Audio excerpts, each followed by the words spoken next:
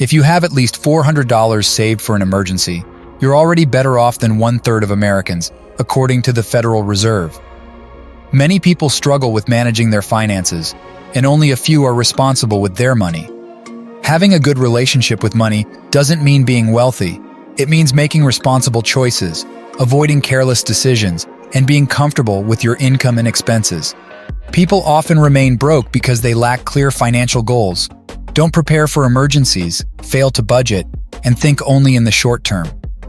Expensive habits like smoking or eating out regularly and accumulating bad debt for depreciating items can drain finances quickly.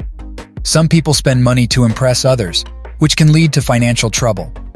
A better approach is to focus on personal financial goals, live within your means, and pay yourself first by automating savings and investments. Making these changes can help improve your financial situation and work towards a more secure future.